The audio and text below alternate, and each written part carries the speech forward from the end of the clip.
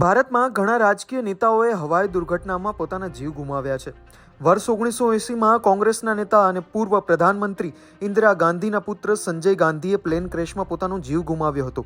વર્ષ 2001માં વિમાન દુર્ઘટનામાં કોંગ્રેસના નેતા માધવરાજ સિંધિયાએ પણ જીવ ગુમાવ્યો હતો. વર્ષ 2002માં લોકસભાના સ્પીકર જીએમસી બાલ યોગીએ પણ હેલિકોપ્ટર દુર્ઘટનામાં, જ્યારે વર્ષ 2009માં આંધ્રપ્રદેશના મુખ્યમંત્રી વાયએસઆર રેડ્ડીએ પણ હેલિકોપ્ટર ક્રેશમાં જીવ ગુમાવ્યો હતો. અરુણાચલ પ્રદેશના મુખ્યમંત્રી દોરજી ખાંડુનું પણ વર્ષ 2011માં હેલિકોપ્ટર દુર્ઘટનામાં નિધન થયું હતું. ગુજરાતના બીજા મુખ્યમંત્રી બળવંતરાય મહેતાનું વિમાન વર્ષ 1965માં કચ્છ વિસ્તારમાં પાકિસ્તાની ફાઇટર જેટ દ્વારા તોડી પાડવામાં આવ્યું હતું.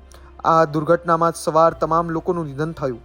અને વધુમાં ગુજરાતના પૂર્વ મુખ્યમંત્રી વિજય રૂપાણીએ પણ વર્ષ 2025માં અમદાવાદ પ્લેન દુર્ઘટનામાં પોતાનો જીવ ગુમાવ્યો હતો. ત્યારે હાલમાં જ મહારાષ્ટ્રના નાયબ મુખ્યમંત્રી અજિત પવારનું પણ બારામતી એરપોર્ટ નજીક પ્લેન ક્રેશમાં નિધન થયું છે, જેમાં સવાર તમામ યાત્રીઓએ પણ જીવ ગુમાવ્યો છે.